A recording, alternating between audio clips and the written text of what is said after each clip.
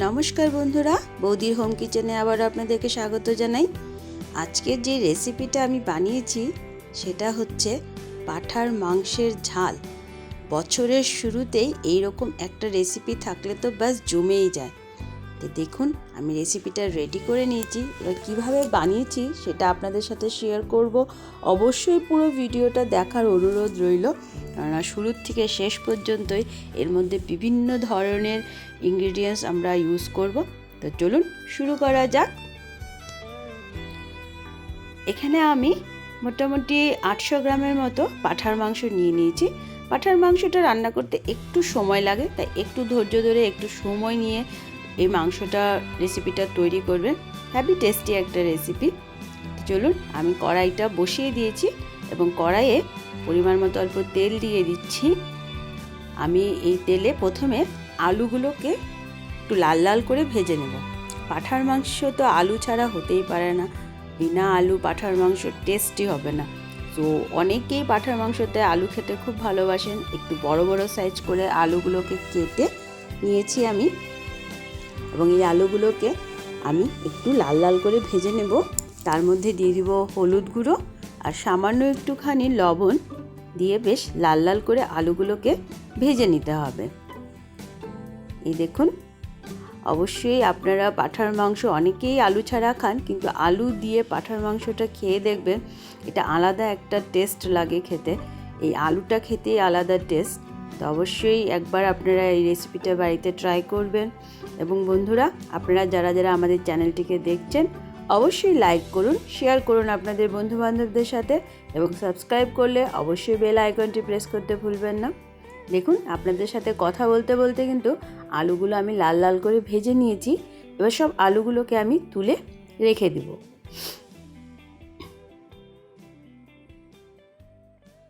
একটু লাল লাল করে ভাজলে বেশ সুন্দর হয় রেসিপিটা, তাই এবার আমি এর মধ্যে আরও একটু তেল অ্যাড করে দিব, কেননা মাংসের পরিমাণটা একটু বেশি আছে। আপনারা আপনাদের পরিমাণ মতো তেলটা ইউজ করবেন, যতটুকু মাংস নেবেন সেই অনুযায়ী। তো আমি আরও একটুখানি তেল ইউজ করলাম। এবার প্রথমে আমি এর মধ্যে দিয়ে দেব 1 চামচ মতো আদার কুচনো। এই দেখুন, আদার কুচিটা 1 চামচ মতো দিয়ে দিলাম। পাঁঠার মাংসে আদা এবং রসুন দুটোই একটু বেশি পরিমাণে দিলে হ্যাভি টেস্ট লাগে খেতে। প্রথমেই আমি তেলের মধ্যে আদাটাকে দিয়ে, আদা কুচিটাকে দিয়ে একটু ভেজে নিচ্ছি। এবার আমি এর মধ্যে দিয়ে দিব পেঁয়াজের পেস্ট। এখানে আমি মিডিয়াম সাইজের 2টো পেঁয়াজ নিয়েছি এবং সেটাকে পেস্ট করে নিয়েছি ভালো করে। এবার এই আদা আর পেঁয়াজের পেস্টটাকে খুব ভালোভাবে একটু ভেজে নিতে হবে, যাতে কাঁচা গন্ধটা চলে যায়। সেই মতো করে একটু ভালো করে ভেজে নিতে হবে। এই দেখুন, বেশ লাল লাল করে হয়ে যাচ্ছে ভাজাটা। এবার আমি এর মধ্যে দিয়ে দিব আদা আর রসুনের পেস্ট। এখানে আমি আবারও আদাটা ইউজ করেছি। এখানে আদার পরিমাণটা একটু কম দিয়েছি, রসুনের পরিমাণটা বেশি দিয়েছি। তো এখানে আমি আদা আর রসুনের পেস্ট দিয়ে দিলাম, দিয়ে আবারও ভালো করে আমি এটাকে ভেজে নেব। আমি আগেই বলেছি এই পাঁঠার মাংস রান্না করতে একটু সময় লাগে, তো একটু সময় ধরে একটু যত্ন করে আপনারা বাড়িতে এই রেসিপিটা বানাবেন। আশা করছি আপনাদের সবারই ভালো লাগবে পাঁঠার মাংসের এই ঝাল রেসিপিটা। এবার আমি একে একে মশলাগুলো দিয়ে দিচ্ছি। আমি আগেই বলেছি আপনারা যে পরিমাণে মাংস নেবেন সেই অনুযায়ী মশলা দেবেন। আমার এখানে যেহেতু মাংসের পরিমাণটা একটু বেশি আছে, আমি এখানে 2 চামচ মতো হলুদ গুঁড়ো দিয়েছি, লঙ্কার গুঁড়ো দিয়ে দিচ্ছি আমি এখানে 2 চামচ মতো। এবার যেহেতু আমার লঙ্কার গুঁড়োটা একটু ঝাল আছে, তাই আমি 2 চামচই দিয়েছি, আর বেশি দিইনি। দিয়ে দিলাম জিরে গুঁড়ো 1.5 চামচ, আর দিয়ে দিলাম 1 চামচ ধনিয়া গুঁড়ো। এবার এই মশলাগুলোকেও খুব ভালোভাবে ভেজে নিতে হবে একটু, যতক্ষণ না পর্যন্ত মশলার থেকে তেল না ছাড়ছে ততক্ষণ পর্যন্ত এই মশলাগুলোকে খুব ভালো করে ভেজে নিতে হবে। এর মধ্যে আমি আর কোনো জল অ্যাড করব না, আমি খুব ভালো করে মশলাগুলোকে ভেজে নেব।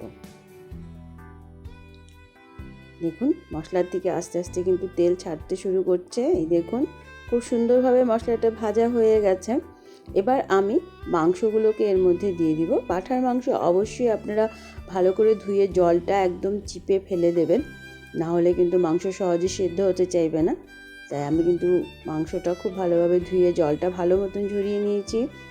এবার মশলার সাথে এই মাংসটাকে খুব ভালো করে মিক্স করে নিতে হবে। প্রথমে আমি 2টো তেজপাতাও এর মধ্যে দিয়ে দিলাম, দিয়ে খুব ভালোভাবে মশলাটাকে মাংসের সাথে মিশিয়ে নিচ্ছি। বছরের শুরুতে এই ধরনের একটা গরমা গরম মাংসের রেসিপি হলে গরম ভাতের সাথে ব্যাস আর কিছুই তো চাই না, জমে যাবে। খুব টেস্টি একটা রেসিপি। আবারও বলছি, অবশ্যই আপনারা বাড়িতে এটা ট্রাই করবেন এবং পুরো ভিডিওটা দেখার অনুরোধ রইল, কারণ আরও অনেক কিছু এর মধ্যে যাবে। আপনারা যখন পুরো ভিডিওটা দেখবেন আস্তে আস্তে দেখতে পাবেন, শেষ পর্যন্ত অবশ্যই দেখবেন। দেখুন পুরো মশলাটাকে আমি মাংসের সাথে মিশিয়ে নিলাম। এবার আমি এর মধ্যে 2টো বড় সাইজের পেঁয়াজকে এভাবে ডুম করে কেটে নিয়েছি, ডুম করে সেটা দিয়ে দিচ্ছি। এবার আমি এর মধ্যে দিচ্ছি টক দই, যেটা আমি ফেটিয়ে নিয়েছি। এখানে বড় চামচের 2 চামচ আরও একটুখানি টক দই আমি এখানে ইউজ করেছি। দেখুন টক দইটাও দিয়ে দিলাম।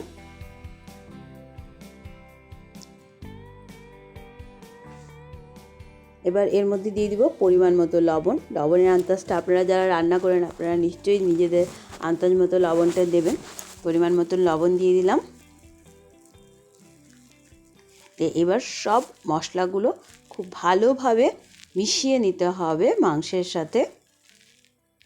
লক্ষ্য রাখবেন যাতে কড়াইয়ে লেগে না যায়, একদম কড়াইয়ের তলটা ঘেঁষে ঘেঁষে খুব ভালোভাবে মশলাগুলোকে মিশিয়ে নিতে হবে।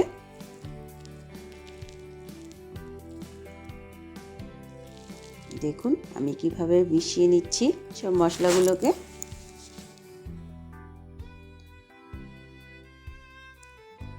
খেয়াল রাখবেন যাতে কড়াইয়ের নিচে লেগে না যায়। খুব ভালোভাবে মশলার সাথে মাংসটাকে মিশিয়ে নিলাম। এবার আমি এটাকে ঢাকা দিয়ে দেব, চাপা ঢাকা। মাংসের যে জলটা এবার ছাড়বে। দেখুন 2-3 মিনিট পর যখন আমি ঢাকাটা খুলছি, মাংস থেকে কিন্তু জলটা ছেড়ে দিয়েছে। এই জলটাকে পুরো শুকাতে হবে। এবার আমি এর মধ্যে সামান্য একটু চিনি দিয়ে দিচ্ছি, যেহেতু টক দই ইউজ করেছি একটু চিনি দেওয়া খুবই দরকার। একটু চিনি দিয়ে দিলাম। দিয়ে দিচ্ছি কাশ্মীরি লাল মির্চি পাউডার।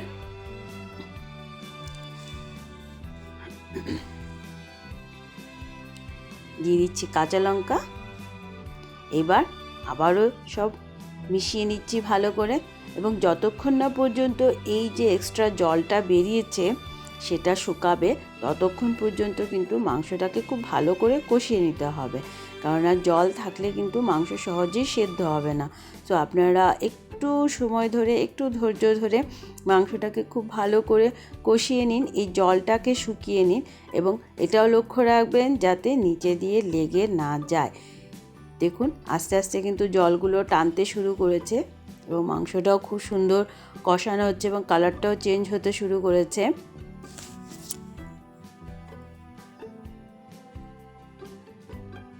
এই দেখুন তলটা ঘেঁষে ঘেঁষে করতে হবে, না হলে নিচে দিয়ে মশলা কড়াইয়ের মধ্যে লেগে যাবে।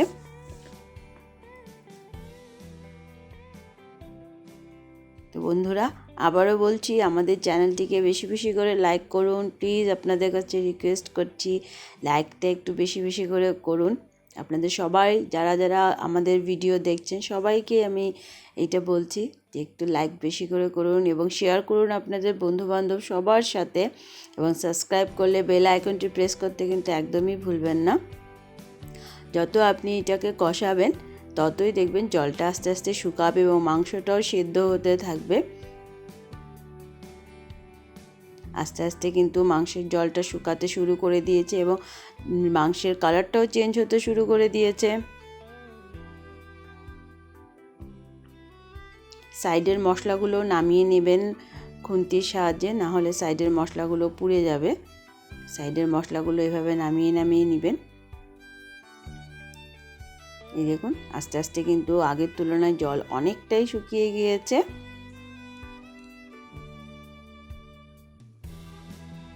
এখন কিন্তু আমার মোটামুটি পুরো জলটাই মাংসে শুকিয়ে গিয়েছে, আর একটু একটু ভাজা ভাজাও পুরো হয়ে এসছে।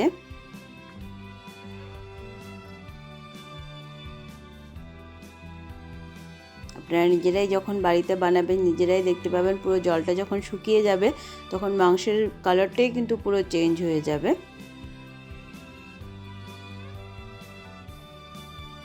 এক্সট্রা জলটা আমি আগেও বলেছি, এক্সট্রা জলটা না শুকালে কিন্তু পাঁঠার মাংস ভালো সেদ্ধ হবে না, কারণ মাংসের থেকে যে জলটা ছেড়েছে সেটা পুরোটাকেই শুকোতে হবে।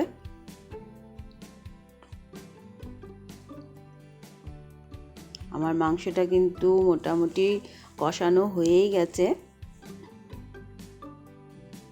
আমি গরম জল বসিয়ে রেখেছিলাম আগের থেকে। পাঁঠার মাংসে কখনোই আপনারা ঠান্ডা জলটা ইউজ করবেন না, অবশ্যই গরম জল ইউজ করবেন। আমি আগের থেকেই গ্যাসে আরেকটা চুলোতে গরম জল বসিয়ে রেখেছিলাম। আমি এর মধ্যে গরম জলটা দিব।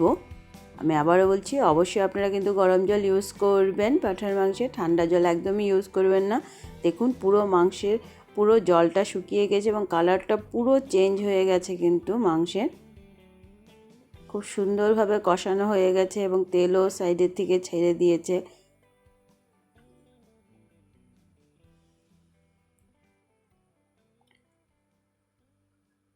আমার জল গরমটাও হয়ে গেল। এবার চলুন আস্তে আস্তে মাংসের মধ্যে গরম জলটা দিয়ে দিই।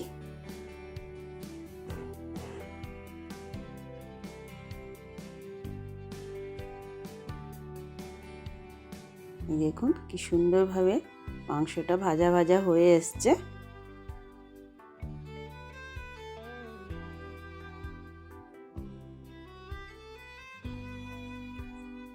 দেখুন আমি এবার মাংসের মধ্যে গরম জলটা দিয়ে দিলাম, দিয়ে খুব ভালোভাবে মিশিয়ে দিচ্ছি।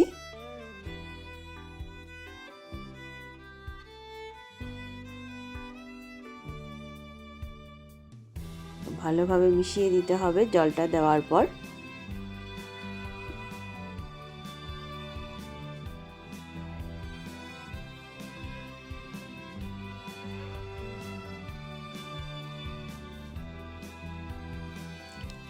এবার আমি ভেজে রাখা আলুগুলো এর মধ্যে দিয়ে দেব। অবশ্যই আপনারা বাড়িতে রেসিপিটা ট্রাই করবেন। নতুন বছরে সবারই একটু ভালো মন্দ খেতে মন চায়, অবশ্যই একটু অন্যরকমভাবে এইভাবে রেসিপিটা বানিয়ে সবাইকে খাওয়াবেন। এবার আমি এটাকে ঢাকা দিয়ে দিব 2-4 মিনিটের জন্য, সেদ্ধ হওয়ার জন্য ভালো মতো। এই দেখুন 2-4 মিনিট পর আমি যখন ঢাকাটা খুলছি, আমার মাংস কিন্তু পুরো রেডি, খুব সুন্দর সেদ্ধ হয়ে গিয়েছে। আমি আমার বাড়িতে বানানো যে গরম মশলা, যেটা আমি সবসময় আপনাদের বলে থাকি, আমি গরম মশলা 2 চামচ একটুখানি জলের মধ্যে ভিজিয়ে রেখেছিলাম। এবার এই গরম মশলাটা আমি এর মধ্যে দিয়ে দিব। আরেকটা জিনিস এখন দেব, সেই জন্যই বলছিলাম পুরো রেসিপিটা আপনারা দেখবেন শেষ পর্যন্ত। এবার আমি এখানে একটা ভাজা মশলা ইউজ করব, যেমন আমরা জিরে ধনিয়া গুঁড়ো সব ভাজা করে মশলা বানাই, ঠিক সেরকম আমিও ভাজা মশলাটা রেডি করে রেখেছিলাম। এবার এই ভাজা মশলাটা আমি এর মধ্যে দিয়ে ভালো করে মিশিয়ে এটাকে ঢাকা দিয়ে রাখবো 2-1 মিনিটের জন্য, যাতে মশলার গন্ধটা চলে না যায়। দেখুন খুব ভালোভাবে আমি মিশিয়ে দিয়েছি।